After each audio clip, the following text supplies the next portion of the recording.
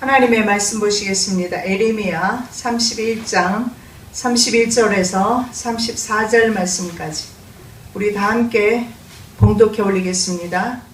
나 여호와가 말하노라. 보라, 날이 이르리니 내가 이스라엘 집과 유다 집에 새 언약을 세우리라. 나 여호와가 말하노라. 이 언약은 내가 그들의 열조의 손을 잡고 애굽 땅에서 인도하여 내던 날에 세운 것과 같지 아니할 것은 내가 그들의 남편이 되었어도 그들이 내 언약을 파하였음이니라. 나 여호와가 말하노라. 그러나 그날 후에 내가 이스라엘 집에 세울 언약은 이러하니 곧 내가 나의 법을 그들의 속에 두며 그 마음에 기록하여 나는 그들이 하나님이 되고 그들은 내 백성이 될 것이라. 그들이 다시는 각기 이웃과 형제를 가리켜 이르기를 너는 여호와를 알라 하지 아니하리니 이는 작은 자로부터 큰 자까지 다 나를 알미니라. 내가 그들의 죄악을 사하고 다시는 그 죄를 기억지 아니하리라. 여호와의 말이니라. 아멘. 오늘도 살아계셔서 인류의 역사를 주관하시며 인생의 생사화복을 주관하시는 하나님께 모든 영광과 주권과 권세 올려드립니다. 영광 받아 주시옵소서. 하나님께서 하나님의 형상을 닮은 사람을 창조하시고 사람을 통해서 영광 받기를 원하십니다. 내가 바로 하나님께 영광 돌리기를 원합니다. 내 모습을 통하여 내 삶을 통하여 주께 영광 돌리기를 원합니다. 우리 필라교회 성도들을 통해서 하나님께 영광 돌려드려지기를 원합니다. 하나님께서 섭리와 예정이 있어서 또 한 번 이곳에 보내시사 우리 믿음의 공동체 연합할 수 있도록 하나님 도우심을 감사합니다. 주 안에서 서로 사랑하며 이해하며 순종하며 복종하며 섬기며 살아가는 저희들 되게 도와주시옵시고 이제 예수 그리스도께서 곧 오십니다. 오실 예수 그리스도를 믿음으로 준비하는 하나님의 거룩한 백성들 되게 도와주시옵시고 하나님의 법을 마음에 새기고 깨달아서 하나님의 뜻대로 법대로 살아가는 저희들 될 수 있도록 은혜 베풀어 주시옵소서. 부족하고 미련합니다. 하나님 앞에 이 시간에 섰사오니 사용하여 주시옵소서. 아론을 세운 것처럼 이스라엘 백성들 앞에 아론을 세워주셨던 것처럼 대원하게 하셨던 것처럼 대원하기를 원합니다.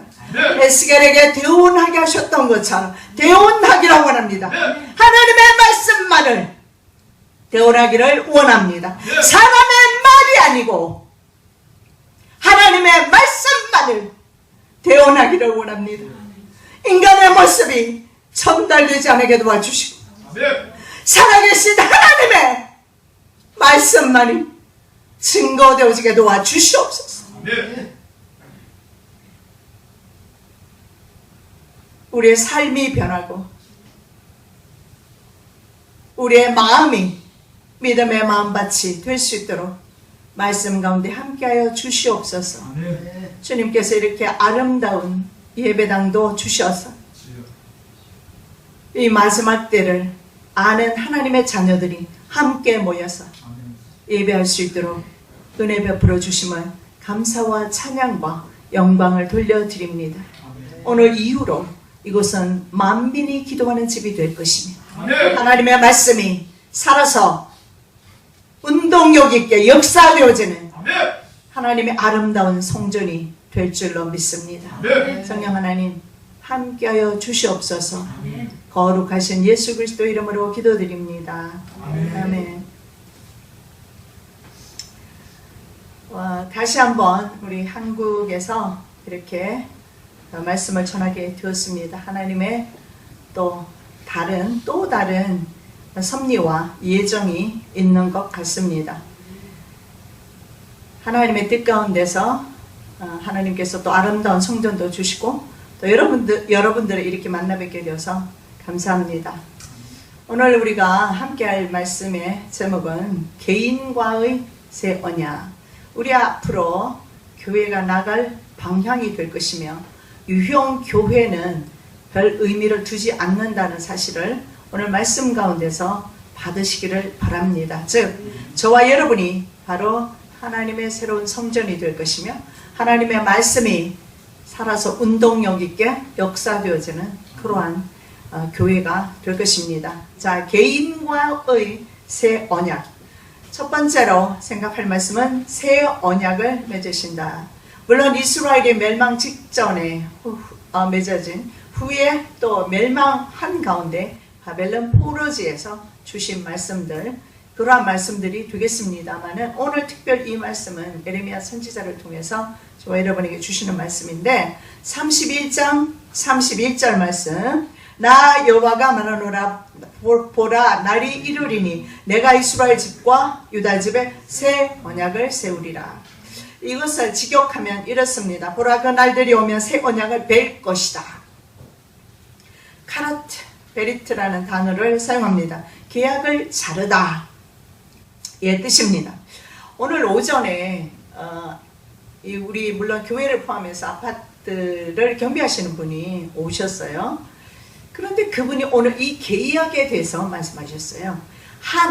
믿은 지 1년밖에 안 되었고요. 천주교회를 다니는 분인데 하나님의 말씀을 너무 배우고 싶다고, 그래서 언제든지 오시라고 말씀드렸는데 그분이 이 계약에 대해서 말씀하시면서 우리는 변하지만 하나님께서는 언제나 계약에 신실하시다는 것을 말씀을 하더라고요. 전 깜짝 놀랐어요.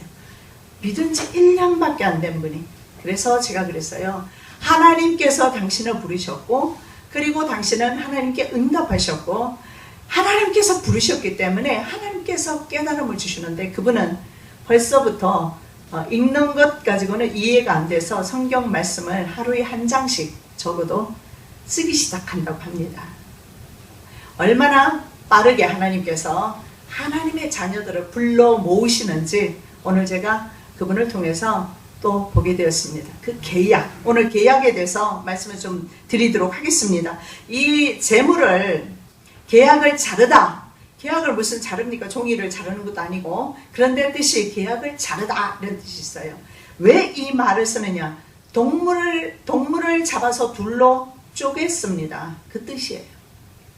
그리고 동맹을 맺죠. 계약을 맺습니다. 그래서 재물을 둘로 쪼개거나 양피를 베는 의식에 사용하는 단어가 바로 오늘 이 단어입니다. 자, 언약은 하나님과 사람 혹은 국가와 국가 사이 체결하는 커비넌트로 나와 있어요. 우리가 보통 사람끼리 하는 것은 약속이라고 합니다. promise입니다. promise는 책임을 거의 지지 않는 경우가 많죠. 물론 도의적인 책임은 있죠. 약속해놓고 지키지 않는 것. 그러나 이것은 손해를 배상하거나 생명을 담보로 하는 계약임을 아셔야 합니다. 그래서 쌍방간에 말이죠. 생명을 담보로 해서 계약을 맺는데 이것이 바로 커비넌트라고 합니다. 성경책은 바로 커비넌트입니다. 만일에 어기게 되면 생명으로 갚아야 하는 책임이 있게 됩니다. 그래서 언약을 맺는 당사자 두 사람이 쪼갠 고기 사이로 지나갑니다. 지금 의자가 양쪽으로 나누어져 있죠. 그죠?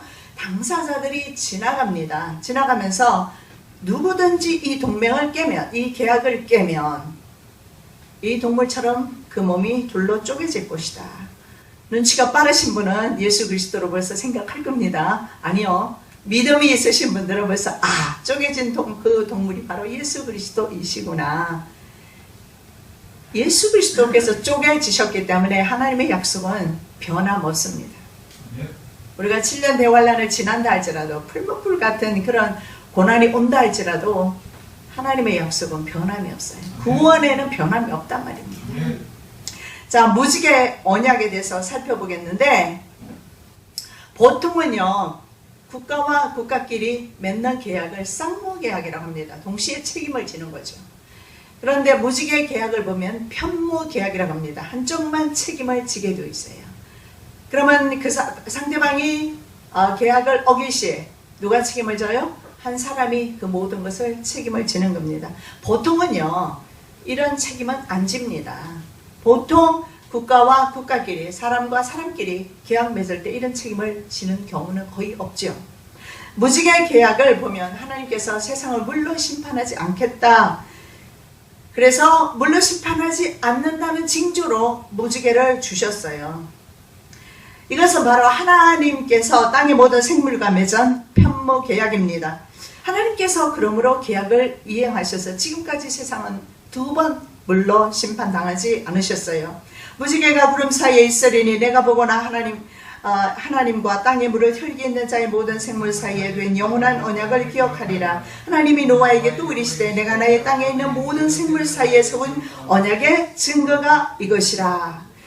여러분, 지구가 2번 물난리 잠겼습니까? 잠긴 적 없어요. 무지개를 볼 때마다 생각해야 될 것은 하나님은 오늘도 약속에 신실하시구나. 네. 한국에는 홍수가 있어서 때로는 수몰 지역이 있습니다. 그렇지만 전 세계가 수몰된 적은 한 번도 없었어요. 하나님께서는 약속에 신실하십니다. 계약에 신실합니다. 왜냐하면 하나님의 책임을 지시는 부분이기 때문에. 인간은 책임을 행위 계약에서 아담과 하나님께서 계약 맺었는데 거기에서 인간이 순종하지 못했습니다. 그 계약을 이행할 능력 자체를 잃어버렸기 때문에 하나님께서 인생들을 책임진다는 거예요. 하물며 하나님의 자녀들 하나님께서 책임지지 아니하시겠습니까? 두 번째로 보면 횃불 계약이라는 것이 나옵니다. 아브라함과 맺으신 횃불 계약에서 쪼갠 고기 사이로 타는 횃불만이 지나갑니다. 이 횃불이 바로 하나님이십니다. 역시 편무 계약입니다. 계약 파기에 대한 책임을 하나님께서 홀로 지시겠다는 거예요. 아브라함이 원래는 지나가야 되는데 지나가지 않습니다. 해가 져서 어두울 때 연기 나는 풀무가 보이며 타는 횃불이 쪼갠 고기 사이로 지나더라. 쪼갠 고기 사이로 하나님만이 지나갔어요. 그렇다면 저와 여러분에 대한 구원은요, 하나님께서 친히 책임지신다는 것입니다. 그 다음에 속죄 계약입니다. 너무나 잘 아시는 내용이죠. 쪼개진 짐승처럼 선악과가 바로 하나님과 인간 사이에 하나의 상징적인 것으로서 이 선악과를 먹으면 죽는다. 행위 계약이라고 합니다. 안 먹으면 산다. 근데 인간이 결국은 먹게 되고 계약을 파괴하게 됩니다. 자, 그래서 인간에게는요, 하나님의 저주가 임하게 됩니다. 그리고 하나님의 저주가 임한 인간들은 죽음이라는 형벌을 맞게 됩니다. 천하 인간의 죽음이 없는, 죽지 않는 인간은 없습니다. 그렇다면 하나님께서는 인간들을 다 진멸시켜야 하는가? 하나의 방법을 길을 제시하셨어요. 그것이 뭐냐면 구약시대 때는 동물을 둘로 찢어서 내지는 동물을 희생시켜서 하나님께 희생 제물을 드렸어요. 이것이 바로 5개의 제사입니다. 뭐 속번제라든가 화목제, 번제, 이런 제사들, 이런 제사를 통해서 동물이 죽어갔습니다. 동물의 그 죽은 동물이 타면서 향기를 주님이 맡으시고 쉬심으로 인간은 죄로부터 자유하게 되었어요. 그런데 신약 시대에 오면서 바로 이 동물은 더 이상 죽일 이유가 없게 됩니다. 이유는 예수 그리스도께서 바로 지키셨기 때문에 그렇습니다. 인간은 하나님과의 계약에서 선을 행할 능력 자체가 없습니다. 그래서 저는요, 솔직히 때로는 제가 목사니까 남들 보기에 좀 거룩하게 좀 보여야 되는데 모양에 별로 신경 쓰지 않습니다. 왜냐하면 나는요, 내 모습 자체가 이 모습으로는 구원 못 받는다는 사실을 알기 때문입니다. 나는 내 모습에서 하나님의 영광이 드러나지 않는다는 걸 알기 때문에 단지 하나님께서 예수 그리스도를 통해서 나를 구원하시기를 기뻐하시기 때문에 이유는 하나입니다. 하나님께서 나를 선택하셨기 때문에 이유는 하나입니다. 물론 내가 잘못할 때 하나님께서 나를 교정하실 겁니다. 그렇게 해서라도 하나님의 뜻에서 벗어나지 않도록 인도하실 겁니다. 제가 구원받고 영생 체험하고 지금까지 30년이 넘도록 하나님께서는 그렇게 해 오셨어요. 앞으로도 여전히 그 모습으로 갈는지도 모르겠습니다. 냄새나는 모습으로 그대로 갈 것입니다. 그럼에도 불구하고 저는 믿습니다. 하나님께서 독생자를 주셨으므로 그 계약은 끝까지 유효하다. 예수 그리스도가 우리에게만 있다면 말이죠. 예수 그리스도의 피의 흔적이 내 안에 있다면 말이죠. 유효하다. 시편 73편 22절입니다. 내가 이같이 우매무지하니 주의 앞에 짐승이 오라. 이렇게 말합니다. 나는 주님 앞에 짐승입니다. 여러분, 내가 짐승이라는 생각 해보셨습니까? 어찌 우리가 짐승입니까? 짐승과는 확연히 다르죠. 그러나 하나님과 관계가 없는 사람, 하나님의 계약 관계가 없는 사람의 신분은 짐승보다 나을 것이 없다라는 겁니다. 왜? 지옥 형벌이 기다리고 있기 때문에 아마 시편 기자는 그렇게 말씀하셨을 겁니다. 내가 짐승입니다. 짐승이 무슨 계약을 준행할 수 있겠습니까? 무슨 선을 행할 능력이 있겠습니까? 선을 행할 능력 자체를 잃어버렸어요. 죄인들의 구원을 위해서 피로써 맺은 속죄 계약은 하나님께서 모든 책임을 지신다는 사실입니다. 이것을 믿는 겁니다. 우리는 어떤 우리가 선을 통해서 행실을 통해서 종교적인 행위를 통해서 구원이 이루어지는 게 아니라는 겁니다. 그러한 것들은 마땅히 하나님의 자녀라면 하게 될 것입니다. 그러나 구원은 철저하게 주님께서 행하시는 일입니다. 예수께서 마지막 만찬을 나누시며 자신이 흘린 피는 주의 삶의 언약의 피이다. 바로 뭡니까? 계약을 자르다. 여기는 한글 성경은 왜 그렇게 했는지는 모르겠지만 계약이라고 하면 좀 너무 세속적인 냄새가 나서 그렇게 번역을 한 것 같아요. 원래는 계약이라고 해야 합니다. 언약으로 나와 있어요. 내 피로 세우는 새 언약이라고 합니다. 또 떡을 가져 살해하시고 떼어 저에게 주시며 가라사대 이것은 너희를 위하여 주는 내 몸이라. 너희가 이를 행하여 나를 기념하라 하시고 저녁 먹은 후에 잔도 이와 같이 하여 가라사대 이 잔은 내 피로 세우는 새 언약이니 곧 너희를 위하여 붓는 것이라. 내 피로 세우는 새 언약이다. 바로 언약이라는 뜻은 동물을 자르다 이런 의미입니다. 바로 예수님께서 자신의 몸이 동물처럼 희생되어질 것을 말씀하고 있습니다. 고린도전서 11장 25절에도 같은 말씀이 나오죠. 19에 또한 이와 같이 잔을 가지시고 가라사대 이 잔은 내 피로 세운 새 언약이니 이것을 행하여 마실 때마다 나를 기념하라 하셨으니 내 피로 세운 새 언약이다. 역시 자르다 이런 의미가 있습니다. 구원에 있어서 인간의 공로나 노력이 전적으로 배제된 채 하나님에게 그 언약의 원인과 이유와 결과만 있을 뿐입니다. 책임이 우리에게는 없다는 거예요. 구원하시고 안 하시고는 하나님의 책임이에요. 내가 예수님께 응답하고 안 하고 문제도 물론 있지만요. 그러나 그 전에 하나님께서 부르셨기 때문에 내가 응답하는 거예요.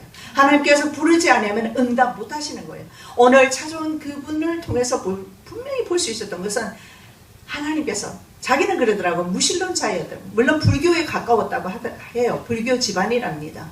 그래서 자기는 거의 무신론자고 이런 종교를 자기가 별로 좋아하지 않았고 혐오했다고 합니다. 그런데 어느 날부턴가 하나님의 말씀이 저절로 깨달아지기 시작하는데 우리의 인간은요, 인간의 모습 자체는 하나님을 절대 깨닫지 못합니다. 박사가 되어도 깨닫지 못합니다. 수많은 책을 읽어도 깨닫지 못합니다. 깨달을 수는 있겠죠. 그런데 경험할 수 없습니다. 하나님의 성령을 경험해야 합니다. 바로 이 속죄의 피를 경험해야 된다는 거죠. 하나님께서 우리를 찾아오시기 때문에 가능한 일입니다. 하나님께서는 원래 진노의 대상인 우리들을 중보자 예수 그리스도를 통해서 구원의 길을 제시하셨는데 가나안 사람들이 바로 진멸의 대상이었어요. 그래서 가나안을 진멸해라 그랬습니다. 그런데 열방도 또한 하나님의 진멸의 대상입니다. 에베소 2장 3절에서 5절 말씀입니다. 전에는 우리도 다 그 가운데서 우리 육체의 욕심을 따라 지내며 육체와 마음에 원하는 것을 하여 다른 이들과 같이 본질상 진노의 자녀이었더니 긍휼에 풍성하신 하나님이 우리를 사랑하신 그 큰 사랑을 인하여 허물러 죽은 우리를 그리스도와 함께 살리셨고 너희가 은혜로 구원을 얻은 것이라. 여러분 에스더를 보십시오. 수많은 각지에서 온 처녀들이 있었어요. 에스더가 왕비가 되기를 원해서 됐습니까? 왕이 에스더를 뽑았습니까? 분명한 사실입니다. 하나님이 나를 선택하셨어요. 70억 인구 가운데서 나를 선택하셨어요. 아멘. 됐지? 끝난 겁니다. 그럼 우리는 일생 동안 하나님 부르심에 응답하면서 감사함으로 찬양하며 우리의 하나님 나라에서 영원한 우리의 사명은 뭡니까? 찬양하는 겁니다. 아멘. 그래서 하나님을 찬양하는 겁니다. 그리고 세상에서 하나님을 찬양하는 모습으로 사는 겁니다. 구원은 하나님께서 하시는 겁니다. 아멘. 그리고 한 번 구원은 영원한 구원입니다. 천국에 입성하는 그날까지 하나님께서 우리를 인도하실 겁니다. 아멘. 진노, 헤렘의 대상입니다. 멸망의 대상이에요. 가난한 사람이 그랬던 것처럼. 그랬는데 하나님께서 우리들을 사랑하셨어요. 아멘. 나를 사랑하셨어. 아멘. 나를 구원하신 거. 종종 이야기합니다만 내가 예수 믿은 거 기적 아닙니까? 아멘. 저는 목사과정에서 자랐으니까 당연한 건 줄 알았어요. 근데 나이가 들면 들수록 늙어갈수록 느끼는 것은 기적이다. 다른 것이 기적이 아니라 로또에 당첨되는 것이 기적이 아니라 여러분 로또에 당첨될 확률이 일평생 살면서 번개 맞을 확률보다 더 적답니다. 로또 사지 마십시오. 근데 로또에 당첨된 것보다 더 큰 기적이 하나님이 나를 기억하신다는 거예요. 아멘.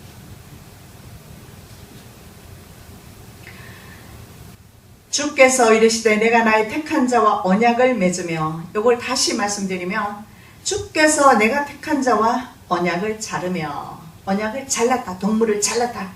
언약 가운데서 예수 그리스도가 보여야 합니다. 네. 나의 택한 자와 내가 동물을 잘랐다, 언약을 잘랐다. 내 종 다윗에게 맹세하기를 내가 내 자손을 영원히 경고히 하며 내 위를 대대히 세우리라 하셨다 했나이다. 나의 택한 자와 계약을 자르며, 속죄의 계약을 통해서 무엇을 약속하고 있습니까?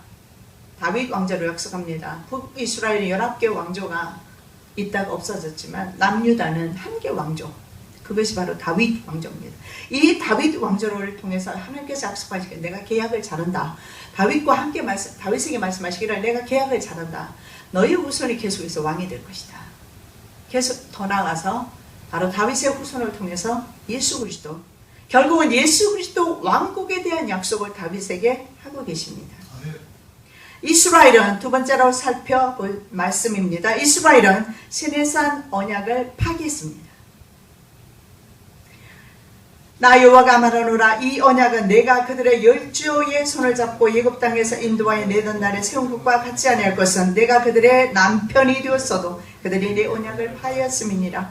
여러분 어떻습니까? 이거 이스라엘 사람들에게 말하는 것 같습니까? 아니요. 나는 나에게 말하는 것 같아요. 하나님께서 나의 남편이 되어 주셨음에도 불구하고 내가 30년 전에 하나님의 성령을 처음 했어요. 그럼 내가 천사와 같이 살아야 되잖아요. 하나님을 배신하지 말아야 되잖아요. 남편에 대해서 신실하게 살아야 되지 않습니까? 성경의 말씀은 다 내 말씀입니다. 내 말씀이에요. 왜 너의 말씀으로 듣습니까? 그러니까 판단하고 정죄하지. 내 말씀. 내가 그들의 남편이 되었지만 그들은 언약을 저버렸다. 남편에게 신실하지 않았다, 이 말입니다. 이스라엘 국가는 형식 종교로 전락했습니다. 제사가 있었습니다. 상번제 있었어요. 5개의 제사 다 있었어요. 그런데 그 제사 가운데 하나님은 안 계신다는 거예요. 오늘날 우리 기성교회는 어떻습니까? 하나님께서 필라 교회를 그만두고 떠나게 했을 때 하나님 분명 말씀하셨어요. 교회 생명 없다고 하셨어요.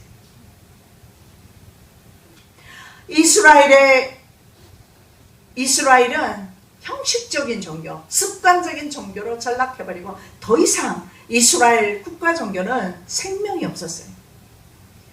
그래서 이스라엘의 배반으로 말미암아 시내산 계약, 이 시내산 계약은 모세를 통해서 주셨던 계약이죠.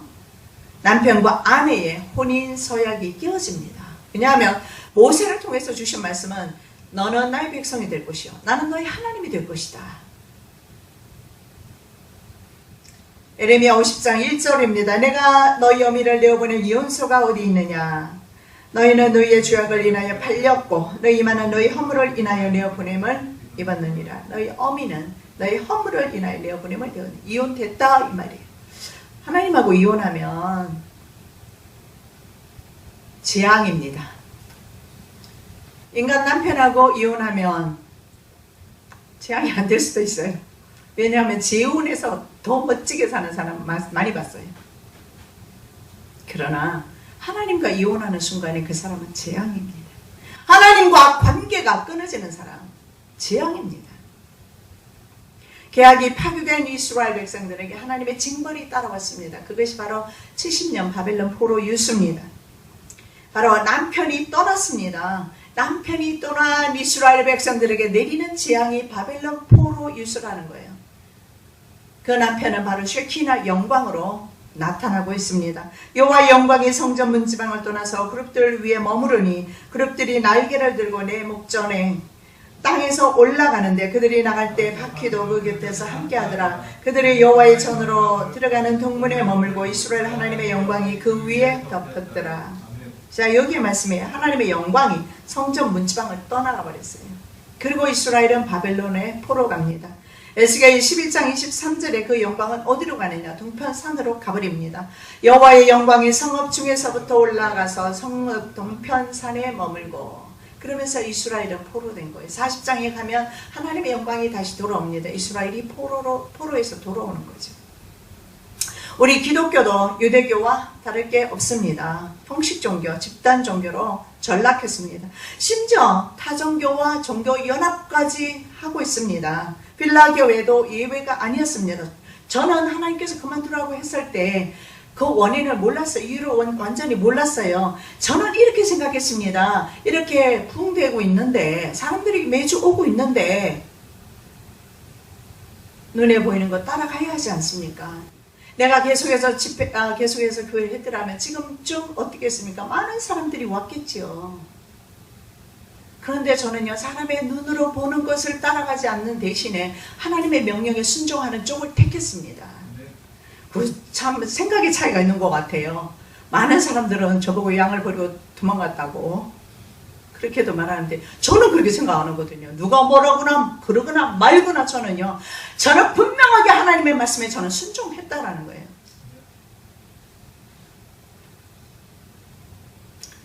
그때 하나님께서 말씀하셨어요. 어쩌면 필라 교회가 집단 종교로 있는 것을 하나님께서 한 번쯤은 해체시킴으로써 교회에 큰 의미를 두지 마라. 너희 몸이 하나님의 성전이 되지 않으면서 왜 교회에 와서 위로받으려고 하느냐? 왜 양목사를 통해서 마지막 때에 조금이라도 정보를 받고 위로받고 하려고 하느냐? 하나님은 그러셨어요. 사람들이 악하다고 하셨어요. 교회를 그만둔 후에 그 악한 행위들이 나타나기 시작한 걸 봤어요. 그러면서 하나님께서 말씀하시기를 나를 의지해야 되는데 너를 통해서 나를 보려고 한다라는 거예요. 이게 뭡니까? 이스라엘 백성들이 항상 이방 나라들을 의지했던 것처럼 인간들은 어려운 일을 닥치면 하나님, 눈에 보이지 않는 하나님보다도 눈에 보이는 누군가를 의지하려고 하는 경향이 있어요.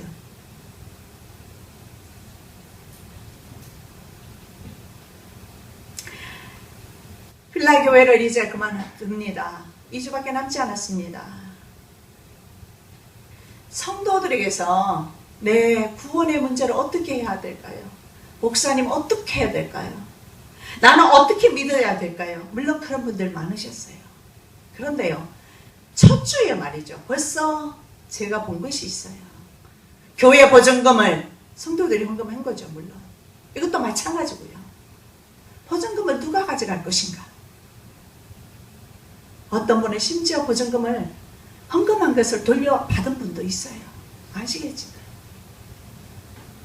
하나님께서 악하다고 하셨어요. 시대를 알면, 주님 오실 때가 임박한 것을 알면 좀 달라져야 되지 않겠어요? 욕심 좀 버려야 되지 않겠냐고요. 희생하고 봉사하고 섬기고 내 것 주고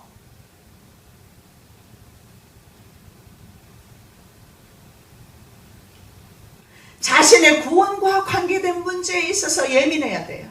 왜 돈에 예민합니까? 제가 광주에서 매주 올라오면서 모기에 뜯기고 사람들이 술 먹고 떠들고 밤새도록 자지 못하면서 그 좁은 방에서 잠을 잤습니다.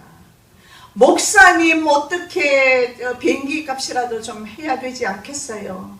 그 돈 몇 푼 됩니까? 얼마 됩니까? 죄송합니다. 큰 돈이죠. 몇 푼이란 말은 취소입니다. 큰 돈일 수도 있죠. 아무도 그렇게 말하진 않았어요. 그래서요, 빌라 서문화교회의 헌금은요 모아져서 지금까지도 이 재단을 세우면서도 아마 사용했던 걸로 아는데, 빌라 교회는요 돌려준 돈 외에는요 필리핀 선교지로 다 보냈어요. 교회가 오히려 해체되고 5천만 원 보냈습니다.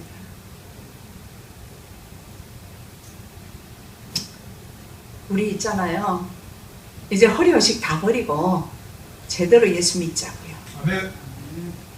다 내려놓고 형식, 모양 다 내려놓고 그렇게 가려면 같이 갑시다. 저는요 솔직히 하나님 가라고 해서 그냥 미국에서 조용히 식구들하고 주님 오실 때를 기다리려고 했어요. 이런 거 저런 거 보지 않고 마지막 때를 안다고 하는 사람들조차도 돈이 뭐라고 당을 짓는 모습을 저는 첫 주에 금요일날 제가 말씀드리고 그 다음 주일 이틀 만에 벌써 모여서 쑥덕거리는 거예요. 왜 그래야 합니까? 하나님만 바라보면 되지. 내가 만일에 물질에 욕심을 냈으면 나하고 하나님과의 관계지. 있으면 뭐합니까? 많으면 뭐하고 부족하면 어떻습니까? 그 주님 오시는데 믿음으로 서 있어야지. 자기의 모습은 벌거벗은 모습으로 있는데 벗은 모습은 안 보이는 거예요. 왜 그렇습니까? 귀가 막히고 눈이 감겨서 그런 거예요. 여러분, 앞으로 우리 다시 우리가 이렇게 또 한 번 우리 신앙의 공동체가 모였는데 우리 교회는 그런 방향으로는 가지 않을 겁니다. 그런 분들 오시면 조금 힘들는지도 몰라요. 세속을 버려야 돼요. 준비되어야 돼요. 예수 그리스도로 무장되어야 합니다. 새로운 계약 관계로 주님과의 계약 관계가 회복이 되어야 합니다. 개인 구원 시대 끝났습니다. 개인 구원 시대가 되었습니다. 교회 시대 끝났습니다. 교회 시대 끝났습니다. 제가 어쩌면 홀가분히 떠날 수 있었던 것은 내가 임박하기 때문에 미래가 많았다면 안 떠났을지도 모르고 욕심이 저를 가로막았을지도 몰라요. 교회 구원은 끝났습니다. 온 교회가 전부 종교 연합하고 있는데 어디에 생명이 있습니까?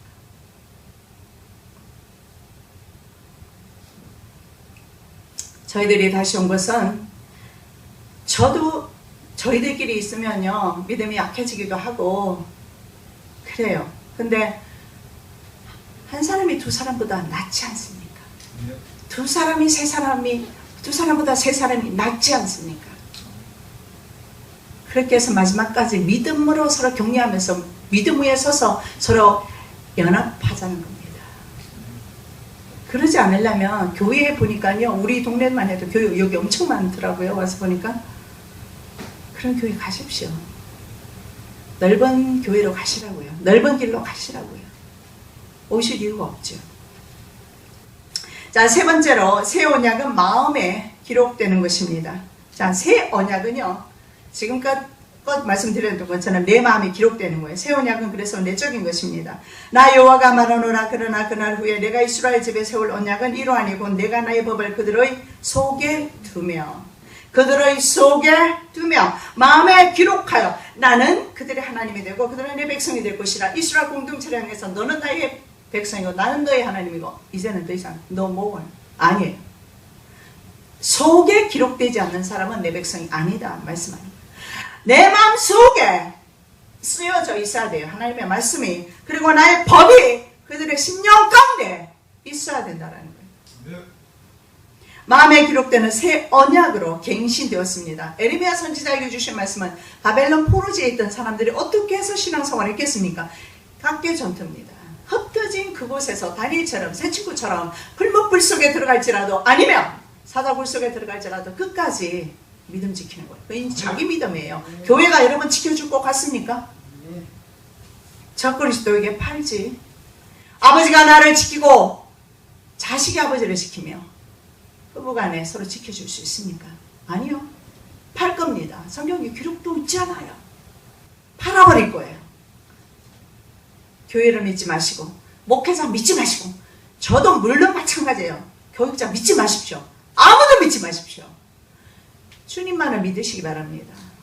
하나님만을 믿으시기 바랍니다. 마음에 새기는 거다. 기록된 장소가 마음이다. 이 마음은 무엇과 연결되냐? 성경에 보면 죄와 연결되는 것이 마음이에요. 예레미야 17장 1절 유다의 주인은 금강석 끝 철필로 기록되되 그들의 마음판과 그들의 단뿔에 새겨졌거늘. 유다의 죄악이 어디에? 마음판에 새겨졌다. 하나님의 말씀이 새겨져야 되는데 죄악이 새겨져 있어요. 이것이 바로 나의 모습입니다. 이스라엘의 마음과 제단이 말이죠. 이스라엘의 마음과 제단이 제사 드리는 수여만큼 죄를 더했다는 것을 볼 수가 있습니다. 이스라엘이 제단을 쌓기만 하면 제단을 쌓을 때마다 죄를 더 더했다는 거예요. 하나님 앞에 예배를 드렸으면 예배를 통해서 영광 받아야 되잖아요. 그런데 하나님 앞에 예배를 드린 수여만큼 하나님 앞에 죄를 더 더한 것이 오늘날의 우리들의 모습이에요. 멀리 갈 거 뭐 있습니까? 다른 교회 말할 거 뭐 있어요? 우리 필라 교회가 그런데 내가 바로 그런데 마음의 온전한 성품 변화 받은 사람들과 앞으로 우리는 연합하게 될 것입니다. 함께 보러 온 에스겔에게 지금 포르지에서 말입니다. 바벨론이죠. 장로들과 백성들은 주의 종을 통해서 에스겔을 통해서 회개를 하고 우리가 잘못했습니다. 하나님께 우리가 뭐가 잘못됐을까요? 회개를 하는 것보다는 그래서 그 회개를 통해서 예배를 회복하는 것보다는 장로들이 에스겔을 찾아오는데 이유가 단 하나예요. 뭐냐면 하나님께 묻기 위해요. 도대체 이 포로가 언제 끝나느냐? 도대체 하나님의 징계가 언제 끝나느냐? 제7년 5월 10일에 이스라엘 장로 두 사람이 여호와께 물으러 와서 내 앞에 앉으니 여호와의 말씀이 내게 임하여 가라사대 인자 이스라엘 장로들에게 구하여 이르기를 주 여호와의 말씀에 너희가 내게 물으려고 왔느냐? 나 주 여호와가 말하노라 내가 나의 삶을 두고 맹세하노니 너희가 내게 묻기를 내가 용납지 아니하리라. 묻지 말라는 거예요. 사람들은 미래를 알고 싶죠. 하나님의 계시를 듣고 싶어요. 신통한 사람 있으면 찾아갑니다. 영적 능력 있다는 사람 찾아갑니다. 목회자들도 능력 받으려고 애를 씁니다. 능력 이전에 말이죠. 내 안에 하나님의 법이 새겨져 있는가? 아멘. 내게 묻지 마라. 대답하지 않겠다. 내가 내 안에 있는 죄악의 담을 볼 수 있어야 합니다. 내 안에 쌓여있는 죄악의 먼지를 털어버려야 합니다. 아멘. 그리고 예배가 회복이 되어야 합니다. 아멘. 그래야 성전이 돼요. 여러분 어때요? 성전 참 아름답죠? 옛날의 성전에 비하면요. 옛날에도 성전 참 아름답게 했지만 모든 환경이 열악했는데 이곳에 하나님이 계신 것이 아니라 물론 예배하는 곳에 계십니다. 하나님이 계시는 곳은 내 심령 가운데 계신다라는 거예요. 왜냐하면 예배당은 옮겨 다닐 수가 있잖아요. 예배당이 나중에는 다른 업소로 바뀔 수도 있잖아요. 그러나 내 안의 예배당은 절대로 안 바뀌어요. 하나님의 성전이 되어야 합니다. 아멘. 강의와 제가 필라교회를 사역하면서 느낀 것이 바로 그겁니다. 많은 사람들의 두려움 때문에 정말의 관심은 보이지만 정말의 관심을 보여요. 강의를 하면 많은 사람들이 몰려와요. 그리고 어떻게든 대화를 하고 싶어하고 그런데요. 대체 그뿐이에요. 회개가 와야 되는데 내일 모레면 내가 임종한다는데 암으로 내가 죽는다는데 그대로 살 겁니까? 제가 느끼는 것은 변화를 안 받으려고 작정한 사람들 같아요. 이를 깨물고 나 변화 안 받을 거야. 작정한 사람들 같아요. 어쩌면 그렇습니까? 또 내게 이르시되 인자 이스라엘 족속의 장로들이 각각 그 우상에 방한 어두운 가운데 행하는 것을 내가 보았느냐? 그들이 이르기를 여호와께서 우리를 보지 아니하시며 이 땅을 버리셨다 하느니라. 바벨론 포로지에서 이들은요 우상을 섬기고 있어요. 그리고 남겨둔 이 예루살렘 성전 안에서 담무스라든가 이런 우상을 갖가지 우상을 세워서 절하면서 담무스 같은 우상에게도 절을 합니다. 그래서 이 땅을 버리셨다. 우리의 마음에 기록되는 이스라엘 집에 세울 언약은 이스라엘 집과 함께 자를 나의 법 토라입니다. 하나님의 무조건적인 사랑이 바로 헤세드라고 하는데, 이 헤세드의 근간을 둔 하나님의 말씀, 이 말씀은요 말씀만이 우리의 죄를 사유하시고 우리를 용서하신다는 사실입니다. 그들의 죄악을 사유하고, 그리고 이렇게 말합니다. 그들의 범죄를 용서할 것이다. 이 범죄는 아윈이라고 하는데 반역죄입니다. 심지어는 하나님을 반역한 것까지도 용서할 것이다. 하나님의 말씀이요. 하나님의 말씀이 그 속에 들어갈 때 비로소 내 마음의 성소가 청소되는 겁니다. 우리는 지난 월요일날 와서 짐을 많은 곳에, 여기도 심지어 오늘 아침까지도 청소를 했어요. 아름답게 예배드리기 위해서. 아름다우니까 좋잖아요. 내 성품이, 내 심령이 아름다워야 합니다. 때로는 청소 못해도 괜찮아 예배 드릴 수가 있어요. 그러나 내 심령이 예배당이 될 수 있는 조건은, 그거는 뭡니까? 하나입니다. 다른 거 아니에요. 하나예요. 거룩해야 합니다. 하나님의 성소는 거룩해야 돼요. 거룩함으로 변화되시기를 예수 그리스도 이름으로 축복합니다. 에레미야 선지자 예언은 예수 그리스도를 통해서 성취됩니다. 저희를 허물하여 일렀으되 주께서 가라사대 볼지어다 날이 이르리니 내가 이스라엘 집과 유다 집으로 새 언약을 세우리라. 또 주께서 가라사대 내가 저희 열조들의 손을 잡고 애굽 땅에서 인도하여 내던 날에 저희와 세운 언약과 같지 아니하도다. 저희는 내 언약 안에 머물러 있지 아니하므로 내가 저희를 돌아보지 아니하였노라. 또 주께서 가라사대 그날 후에 내가 이스라엘 집으로 세울 언약이 이것이니 내 법을 저희 생각에 두고 저희 마음에 이것을 기록하리라. 나는 저희에게 하나님이 되고 저희는 내게 백성이 되리라. 또 각각 자기 나라 사람과 각각 자기 형제를 가르쳐 이르기를 주를 알라 하지 아니할 것은 저희가 작은 자로부터 큰 자까지 다 나를 알미니라. 내가 저희의 불의를 긍휼히 여기고 저희 죄를 다시 기억지 아니하리라 하셨느니라. 이렇게 말씀합니다. 내가 내 법을 이 생각에 두고 이 마음에 기록할 것이다. 이스라엘에게 내적인 성품 변화를 주신다는 약속입니다. 바로 오늘 저와 여러분에게 주시는 약속의 말씀입니다. 이스라엘의 역사를 보면 범죄, 징벌, 부르짖음, 구원, 그리고 다시 범죄, 패턴이 똑같아요. 죄를 짓고 그 다음에 하나님의 벌이 오고, 그리고 부르짖고, 그러면 구원하시고, 그리고 좀 있다가 죄를 짓고, 사사기를 보면 잘할 수가 있죠. 옛 언약은요 제사장들과 선지자들 혹은 아버지들이 자식들에게 토라를 가르쳐야 했습니다. 아까 제가 말씀드렸던 헤세드, 하나님의 은혜의 말씀, 그것을 분명히 가르쳐야 합니다. 모세에게 가르치라고 했어요. 그래서 제사장들이, 아버지가 가르쳐야 합니다. 그 가르침을 통해서 하나님을 알았어요. 그런데 신약시대는 가르침 가지고 안 돼요. 아무리 성경 공부 많이 해도 공부 가지고는 안 된다는 거예요. 그래서 이렇게 말씀합니다. 이웃과 형제들에게 여호와를 알라고 가르쳤습니다. 그래야 여호와를 알았습니다.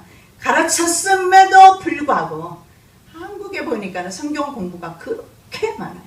그렇게 배웠음에도 불구하고 하나님과의 관계 가운데 서 있느냐는 거예요. 이스라엘은 그렇게 많이 가르쳤음에도 불구하고 이스라엘은 하나님의 명령에 순종하지 못했어요. 오늘 저와 여러분의 모습처럼. 그래서 개인과 계약을 맺습니다. 31절 1장 34절 우리 다시 봉독합니다. 그들이 다시는 각기 이웃과 형제를 가리켜 이르기를 너는 여호와를 알라 하지 아니하리니 이는 작은 자로부터 큰 자까지 다 나를 알미니라. 내가 그들의 죄악을 사하고 다시는 그 죄를 기억지 아니하리라. 이제는 배워서 되는 게 아니라는 겁니다. 가르쳐서 되는 게 아니라는 겁니다. 하나님은 경험되어지는 겁니다. 하나님은 알다, 야다라는 것은 경험적인 지식을 가리킵니다. 집단 종교 대신에 개인 종교가 탄생하면서 새 언약은 구약의 토라를 가르치듯이 가르칠 필요가 없다. 너는 여호와를 알라 하지 아니하리니 이는 작은 자로부터 큰 자까지 다 나를 알미니라. 여러분 주님을 아십니까? 그러면 됐습니다.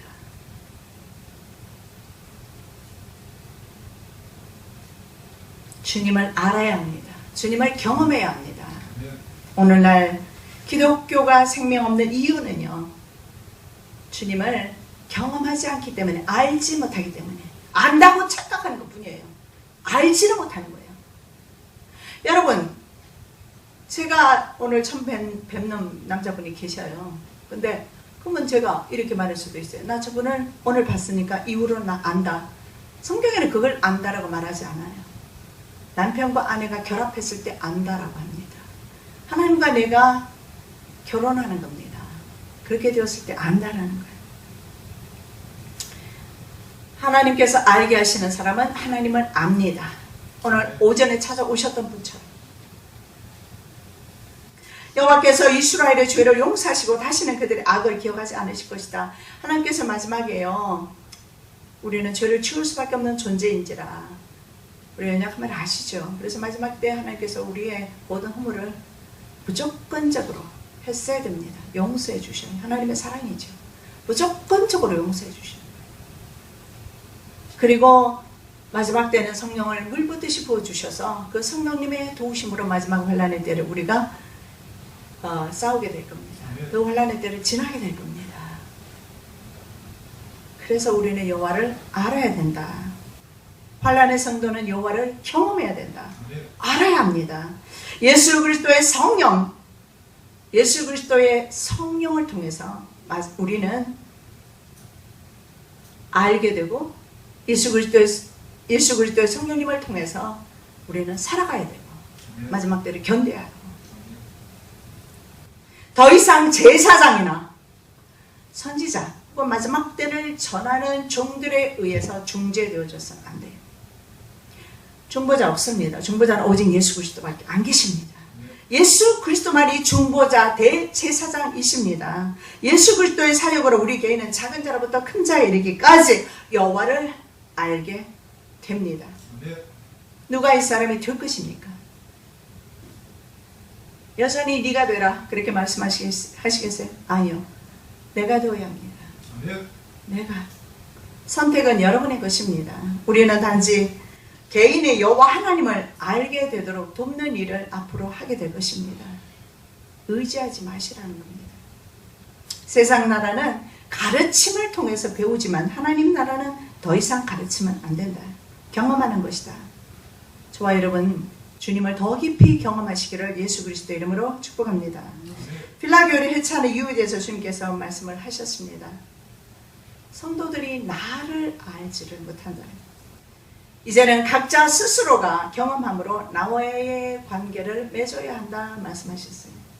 진리의 환란이 온다는 것은 주의 재림이 임박한다는 것이고, 우리 각자가 시대를 지식적으로 더 이상 알지 말고 온전한 성품 변화까지 나가서 성령님으로 하나님을 알아야 된다. 자신의 생명에 관한 책임은 절대로 다른 사람에게 있지 않습니다. 자기 자신에게 있어요. 핑계하지 못합니다. 부모라도 자식을 위하여, 자식이 부모를 위하여 중보할 수도 없고 그 생명을 책임질 수 없음을 에스겔을 통해서 마지막 때 포르지에 있었던 에스겔 선지자를 통해서 또한 저희들에게 주시는 말씀입니다. 18장 2절에서 4절 말씀입니다. 너희가 이스라엘 땅에 대한 속담이 이르기를 아비가 신포도를 먹었으므로 아들의 이가 시다고 하면 어쩌미뇨. 나 주 여호와가 말하노라. 내가 나의 삶을 두고 맹세하노니 너희가 이스라엘 가운데서 다시는 이 속담을 쓰지 못하게 되리라. 모든 영혼이 다 내게 속한지라. 아비의 영혼이 내게 속함같이 아들의 영혼도 내게 속하였나니 범죄하는 그 영혼이 죽으리라. 여기에 모든 영혼은 내게 속했다. 심지어는 여러분의 자녀까지도 하나님께 속했어요. 적어도 구원에 관해서만큼은요. 다른 것은 공급해 줄 수 있지만 이제는 각자가 내가 하나님을 알아야 됩니다. 그걸 우리가 돕겠다는 겁니다. 내 자녀가 하나님을 알아야 합니다. 그걸 누가 해야 합니까? 부모가 해야 합니다. 남편이, 아내가 하나님을 알아야 합니다. 누가 해야 합니까? 서로 해야 합니다. 에스겔 14장 14절 20절 말씀입니다. 비록 노아, 다니엘, 욥 이 세 사람이 거기 있을지라도 그들은 자기의 의로 자기의 생명만 건지리라. 나 주 여호와의 말이니라. 비록 노아, 다니엘, 욥이 거기 있을지라도 나의 삶을 두고 맹세하노니 그들은 자녀도 건지지 못하고 자기의 의로 자기의 생명만 건지리라. 주 여호와의 말씀이니라 하시니라. 기회 있을 때 자녀 가르치시고, 기회 있을 때 남편과 아내를 가르치시고, 기회 있을 때 저와 여러분이 하나님 앞에 하나님과의 관계를 회복해야 합니다. 자기 생명은 마지막 때 자기가 건져야 된다. 하나님께 붙어 있으시기를 예수 그리스도 이름으로 축복합니다. 사랑해 주님 감사합니다. 오늘 말씀을 통해서 내 자신이 바로 하나님의 거룩한 성전임을 알았습니다. 하나님 감사합니다. 예수 그리스도를 통해서 새 언약, 계약을 저희들에게 허락해 주심을 감사합니다. 예수 그리스도를 통해서 우리가 영생의 복을 얻게 되었습니다. 주님께 영광과 찬양을 돌려드립니다. 모든 영광 주님 홀로 받으시고 이제는 유형 교회를 통해서 구원 얻기를 원치 아니합니다. 이제는 내 자신이 바로 하나님의 성전이 되어서 하나님의 기뻐하시는 거룩한 성전 되기를 원하오니 내 마음이 하나님의 거룩한 처소가 되게 하여 주시옵소서. 거룩하신 예수 그리스도 이름으로 기도드립니다. 아멘. 사랑해 주님 감사합니다. 오늘 주님 앞에 빈손으로 오지 아니하며 주님의 은혜 너무 감사해요. 예물 드립니다. 주님께서 명령하신 대로 10분의 1을 주님 앞에 구별해서 드립니다. 각종 여러 가지 제목으로 주님 앞에 드렸습니다. 하나님 예물을 축사하여 주시옵시고 물질 때문에 우리의 믿음에 금이 가지 아니하도록 성령 하나님 도와주시옵시고 하나님께서 모든 것을 내게 주셨습니다. 심지어는 자녀까지도 내게 주셨고 내 생명까지도 주셨습니다. 내 것이 아닙니다. 욕심 부리지 않게 도와주시고 하나님께 모두 올려드리기를 원합니다. 심지어 내 생명까지도 주님 앞에 드리기를 원합니다. 예물 드린 손길마다 하나님께서 축사하시고 생명까지 드릴 수 있는 믿음 될 수 있도록 성령 하나님 기름 부어 주시옵소서. 지금은 성부 하나님의 극진하신 사랑과 성자 예수 그리스도의 십자가 연회와 성령님의 교통하시고 위로하시고 함께 하심이 마음의 성소를 이루고 하나님의 법 새 언약 가운데 거하기를 원하는 사랑하는 성도들과 가정과 교회 위에 그리고 인민족 위에 지금으로부터 영원히 함께 하시기를 예수 그리스도 이름으로 축원합니다. 아멘.